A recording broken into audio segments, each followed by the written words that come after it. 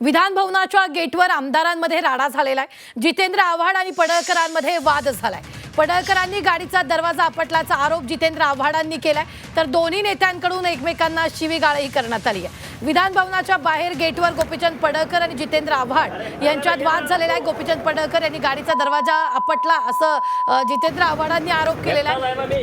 तर जितेंद्र आव्हाड यांचे कार्यकर्ते नितीन देशमुख यानंतर आक्रमक झाल्याचे पाहायला मिळाले, तर दोन्ही नेत्यांकडून एकमेकांना शिवीगाळही करण्यात आली।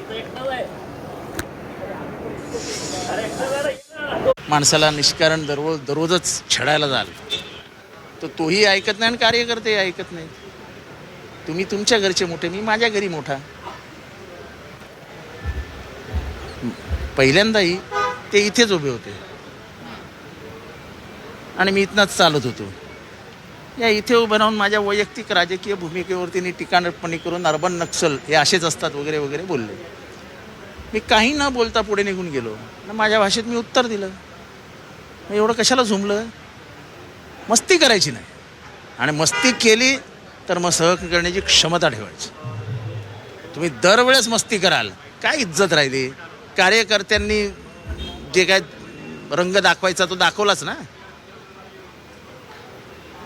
पण सत्ताधारी आहोत म्हणून आम्ही माज दाखवू, हा जर काय प्रकार असेल तर तो योग्य नाही।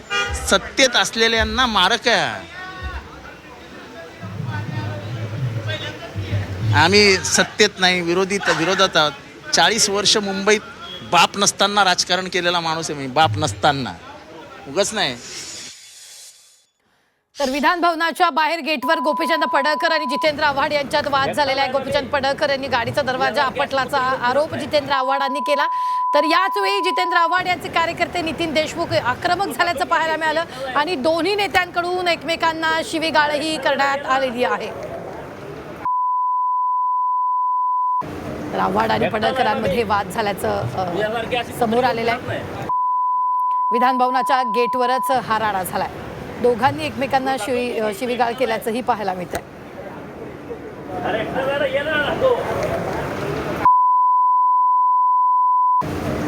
एकटाच आहे ना मी यासारखी अशी कुत्री घेऊन फिरत नाही। विधान भवनाच्या गेटवरच दोन्ही नेत्यांमध्ये हा राडा झालेला आहे।